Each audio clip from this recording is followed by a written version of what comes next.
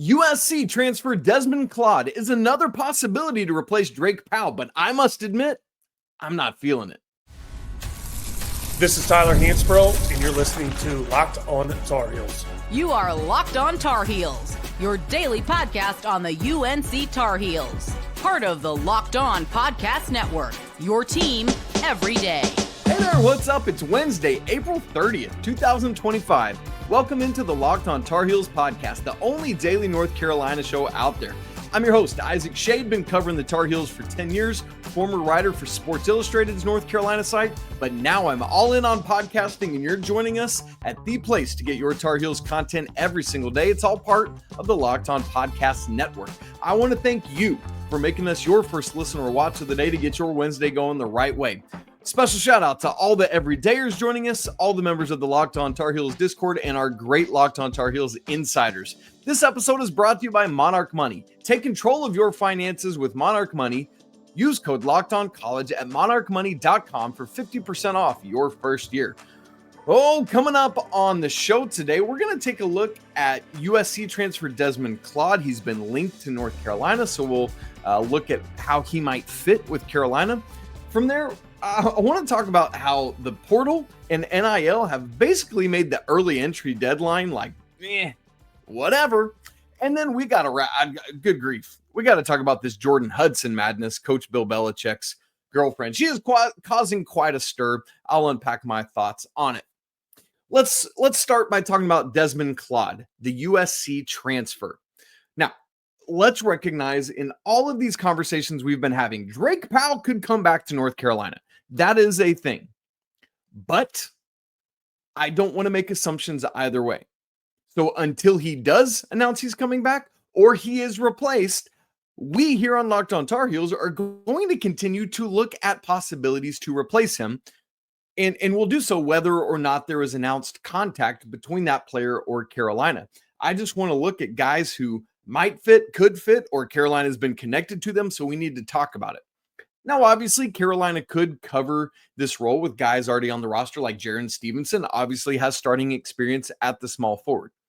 But I just want to make sure we're covering all our bases. So today, in this case, there is announced contact between North Carolina and Desmond Claude, because on Monday, Joe Tipton from On3 announced that Claude will be visiting Florida, reigning national champion, tomorrow, Thursday. But he also said in that same tweet that per a source, Claude is also considering Kansas, Virginia, and the Tar Heels. So I think it's appropriate then for us to look more into Claude and see if he might be a fit for Carolina. Let me quickly give you just a short bio blast. He's 6'6", 201. So again, a lot of these guys we're looking at have great positional size and like bulk for playing the 3 for Carolina. He has 1 year of eligibility left. He played 2 years at Xavier and then came over to USC last year. I'm sure he's an East Coast kid. I'm sure he wouldn't mind getting back home a little bit. His stats from last year, 15.8 points a game for USC, 3.5 boards, 4.2 assists. That's a career high. Interesting. Also 3.5 turnovers a game. That's also a career high.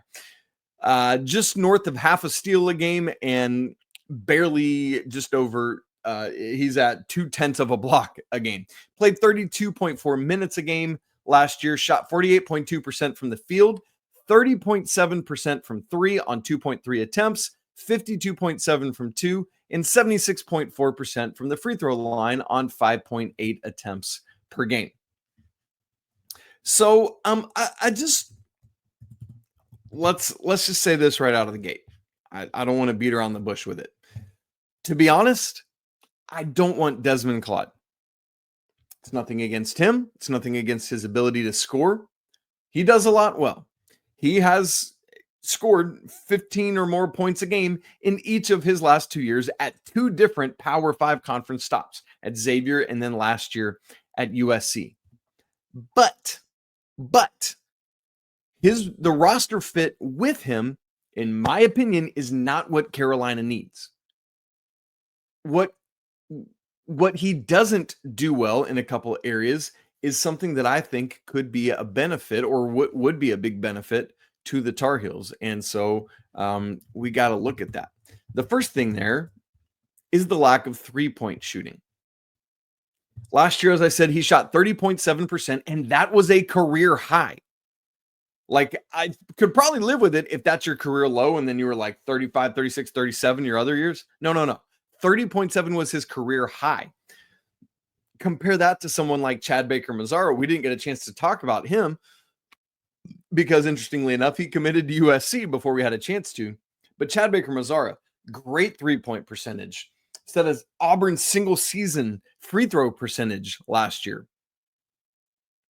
So, when you look at some players, it's like you've got this low 30% as an outlier. It's just not true for him. And quite frankly, it seems more likely to me that rather than ticking up exponentially, it would have a greater chance of going back down because he was under 30% from three his first 2 years. That's not a good sign to me. And even if he did go up, I wouldn't expect a massive jump, maybe 32, 33%. That'd be okay, but I think you could find better. Number two, a reason I don't think he fits well with the roster is lack of defense. This team is shaping up to be a great defensive team. And when you only play five guys at one time, a weak link in the cog can mess up your jello, man. Yesterday, literally on yesterday's show, we talked about RJ Lewis, the St. John's transfer. He had a stellar 92.8 defensive rating last season per 100 possessions. That would have easily been the best on the Tar Heel roster last year. Claude, on the complete opposite side of it, his defensive rating was 112.6, meaning per 100 possessions, that's an estimate of how many points he's allowing. That would have been the worst defensive rating for an individual Tar Heel last year. And it's not like he's got this crazy high-level offensive rating to make up for it. His offensive rating last year was 105.9. Yes, worse than his defensive rating. And the thing there is that his offensive rating would have been next to last on the team in terms of players in the rotation, ahead of only Elliot Cadeau. That's just not going to cut it for what Carolina needs from this position that would replace Drake Powell. The third reason I'm like, I don't think it's a great fit is because of his turnovers. Yes, I mentioned he had a career high 4.2 assists last year. We'll talk about that in a minute. But he also had a career high 3.5 turnovers per game with the turnover percentage of like around 20% last year. Carolina is a team that is trying to value the ball. The past several years, they've had a low turnover percentage. And again, when you bring a guy in that would be in a starting role, getting lots of minutes, he's 20% of your starting lineup and he's turning the ball over at that rate. You just can't have that. And so for those three reasons, lack of three-point shooting, lack of defense, and the turnovers, I'm wary. Now, there are a couple areas, obviously, which he would help a ton. The scoring, we already talked about that. 15 points or more a game in each of the last two seasons at the Power 5 level. He also, like with RJ Lewis, in addition to the scoring, he brings positional rebounding. That would be great. With Claude, it's assist percentage. Last year, 25.5% assist percentage. We talked about his assists being up to 4.2 assists per game. If he could do that and bring his turnovers down, he could be a very valuable asset in addition to his scoring because he gets to the free throw line a lot, draws a lot of attention, and could dish and distribute. Man, that's great, especially when you lose Elliot Cadeau's distribution punch. To have that from another position is kind of like a point forward kind of guy. That's encouraging to me. Again, needs to bring the turnovers down, but that's a great possibility. It would be a big benefit for Carolina. And going back to RJ Lewis, that's something we talked about that he does not do well, right? And so there's always this give and take. And if you're the coaching staff, you got to decide what can you live with? What flaws are you okay with? What strengths outweigh those flaws? And then you go and make a decision. Or at least make a strong pitch, because you don't get to make a decision. The guy has to agree to it. The other thing is I mentioned his free throw amount of getting to the free throw line, but he also makes them at a pretty good clip, 76.4%, but on 5.8 attempts per game. I think that's a big help to Carolina too, who, Coach Davis wants to get to the free throw line a lot and make more free throws than the opponent takes. So there you go. Now, I said I don't think Claude would be the best fit for Carolina. I think there are other better fits out there. And again, this is just my opinion. You might wildly disagree and you're in love with Des Claude as a fit. Great. I hope that works out, right? I don't want it to be not good. I'm just giving my assessment and my opinion on it. And obviously, if he visits and he decides to come, I will gladly welcome him. I'll be elated that he's a Tar Heel. But again, I just think there are better fits. One other quick note before we move on in the recruiting side of things. McDonald's All-American Nico Bundalo received a release from his Washington commitment that was announced on Tuesday. I bring up his name because he had originally narrowed down to a Final Four of Carolina, along with Michigan State, Ohio State, and UConn, and then kind of reopened his commitment and ultimately picked Washington. I don't think that Carolina will re-pursue him. It's not really, he plays more in the front court and really is in a position of need for Carolina. Beyond that, I mean, you can always use more depth, especially with the Van Allen Lubin situation right now. But I think he will be looking for more minutes. And so I think it would be a non-starter. And beyond that, there's just been some reported red flags. I'm like, okay. So again, I bring it up because it was news on Tuesday. I wouldn't see Carolina pursuing that further. Now, speaking of Desmond Claude and the transfer portal, prior to the portal, the early entry deadline to the NBA had us all sweating. It would strike fear into my heart. And I would like, please, please, please don't let our guys go in to the draft because they might not come back. But now it happened. It was like, did that happen? If a NBA early entry deadline falls in the forest and doesn't make a sound, does it actually? It's like that, right? So I want to unpack why that is and what the new normal is. And we'll do that in just a second. Right after I tell you about Monarch Money. Do you ever check your bank account and you wonder, where did all my money go? Because between dining out and online shopping and entertainment, it's really easy to lose track of it all. I know for me, we're starting to think about budgeting for our summer travel and how much we can spend here and there. And it's a little bit stressful. And thankfully, between keeping track of that and all those other things I was just talking about, that's where Monarch Money comes in. It's your personal CFO, giving you full visibility and control over all your finances. And Monarch Money isn't just some other budgeting app. It's a complete financial command center. Doesn't that make you feel in charge? I love that. You can track all your accounts, your investments, and spending all in one place. So you stop just managing your money and instead you start building wealth. Instead of juggling multiple apps, this is another great thing. You can actually use Monarch to check your finances, track your spending, and even plan long-term goals. My wife and I always want to make sure we're on the same page when it comes to finances. And thanks to Monarch Money, doing that is easier than ever before. And that stress level goes way down. You can track shared accounts. You can track personal accounts if you keep your finances separate. You can set goals and stay on the same page. It's so great. So check it out. Take control of your finances with Monarch Money.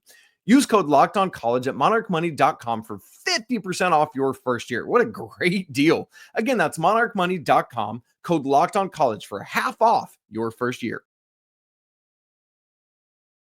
For a long, long time, the impending NBA early entry deadline was terrifying to me because it was this date. It's like, just hold on. Nobody else declared for the draft. You're just waiting on that. And you just know a whole slew of guys from your team are going to do. And then you just hope upon hope that they will decide like, I'm not going to get drafted where I thought. Maybe I'm going to come back. It used to be the thing I was watching like a hawk. But now that deadline has shifted to the transfer portal. And how funny, how interesting that this year those two things occurred basically within the same week of each other. The early entry deadline was this past Saturday at midnight Eastern time, and the portal earlier in the week. What was it, Monday night or Tuesday night? It all runs together now, but in the same week. And so because of that, and because of what a thing the portal deadline is, the NBA early entry deadline, which comes second, is a complete afterthought. But it's not just because of the portal. Although I did feel it this year more than any other year in the portal era. But I'm going to leave you in a little bit of suspense on that. But I do want to mention that the numbers bear out what we're talking about here. Jonathan Givony works for ESPN Draft Express. tweeted on Tuesday morning, quote, only 106 players entered the 2025 NBA draft per the NBA, meaning early entry. Get this. That's the lowest number of early entrants since 2015. So, like a decade ago, down from a peak of 363 in 2021, just before the NCAA's NIL era officially started. Remember, it was that summer when NIL started in July. So in a span of 4 seasons, so from 2021 till now, it's gone from 363 down to 106. And I know those numbers aren't as gaudy as the transfer portal, but think about it. That was 363 early entrants vying for 60 spots in the NBA draft. And that's just early entrants. That's not graduates. That's not international players, right? Like that's literally just freshmen, sophomores, and juniors. That's all that is. And now that number has almost been cut. Like, I know it's not 400 down to 100, but basically a quarter of that number has been cut off. It's not, go with me on the loosey-goosey math there. And so I said, it's the portal deadline, but it's the joining of the portal and NIL together that has really made this a thing. So, and that to me is the proper framing of this, because again, it's not just the portal, it's critically about NIL, but how these two things go together. Because remember with me, and maybe you don't, maybe you're a recent follower of college basketball. If so, let me take you back and explain it. Previously, the reason that number was so high up to that 363 peak is that there were dudes that were like no shot at the first round. There were second rounders at best. They were hopping in the portal, or excuse me, into the, that was Freudian, into the NBA draft so that they could get paid, because they couldn't at that point in the college game. They could go get paid in the G League or the D League, as it was called before that. And getting paid then paled in comparison to what getting paid means right now in college basketball. So no longer is it the case that it's more lucrative to go off to the G League. It's more lucrative now to stay in school. So even if your dream is to get to the next level, which a lot of them are, money talks, baby. And where the money is, people are going to follow. That is the next level for some people now. So what this means to me is, for all the ickiness, for all the difficulty, for all the tedium of keeping up with the player movement of the portal and the lack of infrastructure surrounding the NIL stuff, we have to look at these numbers and recognize that for all of that and all the negativity that is talked about, and sure, there is a lot of negativity, there is a big positive to NIL in the portal as well. It's keeping more talent in college hoops. And sure, many of them move around and it's harder to keep up with who's on your team, but the talent is sticking in this league, if you'll allow me to call it that. And part of it is just the fact of the matter. Majority of these guys and the ladies, their earning potential will never be as good or as high as it is literally right now. So get while the getting's good, right? Like I think about it for myself. Traffic for me on Locked On Tar Heels and Locked On College Basketball is going to be at its peak every year in March and April. March because of the tournament, April because of the transfer portal. That's when people tune in more than anything else. And so I want to be as visible and make the most out of it to continue building our community, building our audience. It's the same thing, man. Get while the getting's good for me. Get while the getting's good for these players. Stay in college, because I can make more in college than I could in the G League and maybe even overseas. Jonathan Givony goes on to say in his tweets, quote, the number of early entrants spiked starting in 2016 as the NCAA instituted sweeping new rules allowing players to test the waters. So before that, it was harder to come back to school and all of that. And you only got to do it you could only test like once. I can't even remember how many total times it was now, but they allowed it more. And so more players were like, yeah, let's take advantage of it, right? And they'd hop in. Anyway, back to Givony. He says, while maintaining their eligibility. The advent, here's another wrinkle, of the two-way contract in 2017 also opened up 60 NBA roster spots that didn't exist previously. So what that means is two-way contracts, they had two of them at the time, opened in 2017, 2 per team is 60 more players in the league, and so the draft would have more people. He goes on to say, with hundreds of college basketball players now making over $1 million per season, far more than a two-way contract valued at around $600,000, but non-guaranteed. It makes sense that so many players are forgoing the NBA draft. Will NCAA salaries end up stabilizing? We'll see. And that's a point. But to me, even if they do stabilize, I think you're at worst competitive with GLeague numbers. And I got to be honest. Yes, you might play with better talent in the GLeague. I mean, you will play with better talent in the GLeague, but you got more eyeballs on you in college basketball. Can you imagine playing for the Tar Heels, being on ESPN networks, 30, let's just say 30 times a season. GLeague, you're in the desert.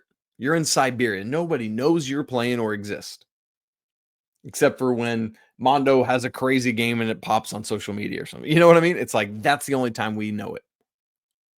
So I think you could make at worst the same amount of money as in the GLeague, staying in college, and help your image and raise your profile in the process. That's a good thing.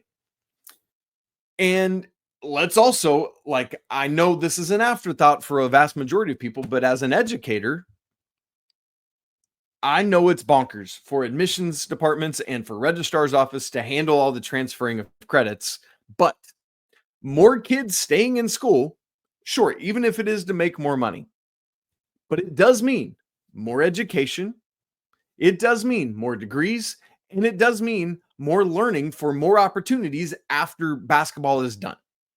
And that's a win. Yes, I know there are some players that skirt around that, whatever. But these coaches and tutors and advisors and stuff are doing everything they can to get these guys in the classroom. And so that's a win. So all of this to say, the early entry deadline, it still matters because it's still a thing, right? Like we're looking at it, and we're looking at the withdrawal deadline. Will Drake Powell come back to North Carolina? We don't know. And so the early entry NBA draft deadline still matters. But you know what? It doesn't have near the significance it once did because it's all now on the transfer portal and NIL. It's interesting how things come and go. We'll see where we're at 10 years from now in 2035. Good grief. Will I still be alive then? We'll find out. Anyway, moving on. Let's switch to football, sort of. Jordon Hudson, Coach Bill Belichick's girlfriend. Is she that, or is she his PR consultant? The lines are blurred, and that to me is where the problem lies. We'll talk about that coming up in just a second.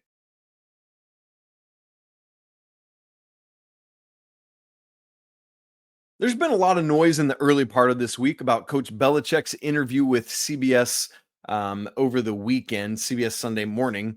Not because of his interview, but because of what happened surrounding his interview with his girlfriend, Jordon Hudson. And before I even dive into that, I just want to say, I get it's the off season, and I get there's no football. So a lot of the national media are looking for storylines and things to talk about and always looking for an angle on Coach Belichick, right? Like we've experienced that just even in these first 5 months or so that he's been the Tar Heel head coach. My question is, can we just make it about football? I was so grateful on Tuesday. Great day Tar Heel had a great tweet. And it came off of Dan Wolken, who's a writer for USA Today. Wolken tweeted, quote, "It would be nice if at some point the Bill Belichick at UNC experiment is actually about UNC football. So far, it is not." End quote. So Great Day Tar Heel quote tweets this and says, "I love it, man. This is so good." He says, then ellipsis, "write about UNC football. UNC has a top 10 transfer class. UNC's 2026 class is 12th in the nation." And I love this, right? Like the reason it's being made not about football is because the people like Dan Wolken who could write about UNC football aren't writing about UNC football. How do you not see that you're part of the problem when you do this? And I take issue not even with that, not just with that, excuse me, but even the way Wolken frames this. Instead of saying it would be nice if at some point the Bill Belichick era at North Carolina or the Bill Belichick tenure at North Carolina. Instead, the way he frames it is he says the Bill Belichick at UNC experiment. Bro, your bias is dripping all over the place just by the way you framed that. If it was any other coach, you would say, you would phrase it differently, but it would be, quote, he would have said it would be nice if at some point the Urban Meyer era at North Carolina was about North Carolina football. No, the fact that you call it an experiment shows me that you think it's inherently a joke and a circus. You're the problem, man. That's where I'm at with it. All right. That said, though, while I too want to make this about the football, because this Jordon thing has been made such a big deal of, I feel like I need to talk about it. So let me unpack some thoughts on the whole thing. I don't want to just hone in only on the CBS Sunday Morning thing, because what I want to do is just share some big picture thoughts about it. And then please, can we get back to football? Undoubtedly, it's going to pop up again, and I get that. And I'll have to talk about it at that point. But whatever. All right. Number one, I've got a couple points on this whole thing, but I want to go back to the beginning of this 10-month relationship so far between Coach Belichick and Jordon Hudson. Number one, there is absolutely nothing wrong with an age gap in a relationship. If you find somebody you enjoy being with, dadgummit, be with them. That doesn't bother me at all. But you got to recognize and you got to acknowledge that with an age gap where he's 73 and you're 24, people are going to be interested. And when he's 70, not only when he's 73 and you're 24, but he's 73, one of the greatest football coaches we've ever had, a celebrity, a rich white man, and you're 24 joining forces with him. People are going to look at that and they're going to be interested, and like it or not, because of how these relationships can go sometimes, people are going to think that you have ulterior motives and that the relationship is not pure. Again, I'm not saying that about me. I'm just saying that is perception in a relationship of this nature. And so there's just inherently an interest people are going to have, and you got to be okay with that if you're going to enter into this type of relationship. Again, you date who you want to date. No skin off my back. But you got to know what you're dealing with. And then two, with Jordon herself, to me, there is no singular thing she's done that is that egregious. Weird? Individually? Sure. Being asked to be copied on emails about UNC football communication strategy. Weird. Her email signature, having that she's the COO, the Chief Operating Officer of Belichick Productions. Weird. Being on the field during practice like a pro. I thought that was weird. This whole interview thing and her lording over it and storming out and all this stuff. Weird. And not have her being the only rep with him. Nobody from his publishing company, because he's the interviews about a book he's putting out. Nobody from Carolina with him either. All of those individually are just kind of weird. But taken all together, plus the relationship itself, it just paints a puzzle that has me nervous in a way of like, again, do what you're going to do, but it's just, I'm like struggling to find my words to even what I want to say there, but like, this thing is getting in the way of talking about the football, which is why so many people are not talking about the football. So my third thing, again, nothing wrong with the age gap in a relationship. You do you, unless it's literally illegal, right? Because it's underage, but that's not the case. No singular thing Jordon has done is wrong.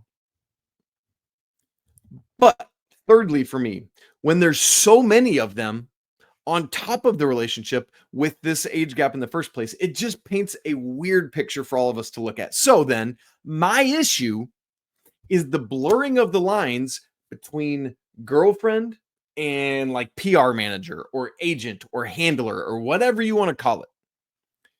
One or the other, that's fine. If she's your handler and she's at an interview and she says, Coach Belichick is not going to talk about his romantic relationships today. Cool, fine, hands off. But I'm saying that in a world where she's only your PR manager and not your girlfriend. Or if she's your girlfriend and not your PR manager, great. She's at the interview, but not, not talking, not interrupting, not doing those things. One or the other is fine. Be the girlfriend, great. Be the PR strategy person, awesome, fine. But both, that's messy, man. We got to unblur those lines because that ain't healthy when it runs together. And then all of it culminates. Let me bring it back to football. If things go well on the field next year, it's really not much of a story. It's just like, oh, that's weird, her influence, but whatever. We finished with a great record. But on the flip side, if next year goes bad and Carolina wins 2 or 3 football games or something like that, this is going to be a storyline. Oh, Jordon Hudson was this massive distraction and Carolina couldn't win any football game. That's going to be the narrative. Guaranteed. But just how it always works, if it goes well, it's a nothing burger. Nobody's going to talk about it or as much or in the same way. And so I think what that means to me is you've put yourself, because of this, in a situation where it could be a story if things don't go well. There's just a lot there. So I guess that's just all where I'm at on it right now. All that said, though, can we please get back to talking about sports so that this doesn't have to be TMZ? Thank you so very much. All right, guys, that's it for today's show. Great to be together. Thanks so much for dialing in. Would love to hear your thoughts on Desmond Claude. Again, do you feel differently than me? I'd love to know it if you do. Tomorrow, Coach Rob's going to join me. We're going to have an interesting conversation. Can't wait for that. Some fun topics we've already been working on, and that'll be great. If you've not subscribed to the show on YouTube already, do it right now. Hit that bell notification so you don't miss a second of Locked On Tar Heels. If you're listening on audio, we'd love for you to subscribe there as well so you don't miss a second there. You can turn on your auto downloads, and it downloads every episode for you when it goes live each morning. If you haven't joined the Locked On Tar Heels Discord, love to have you there. Group of over 500 Tar Heel fans hanging out, talking Carolina stuff all the time. That link's in the show notes. And if you want to go even deeper with the show, join Locked On Tar Heels Insiders, direct access to me, and plenty of other perks as well. That link is also in the show notes. You guys, it's always a great day to be a Tar Heel. We'll talk again tomorrow, but until then, peace.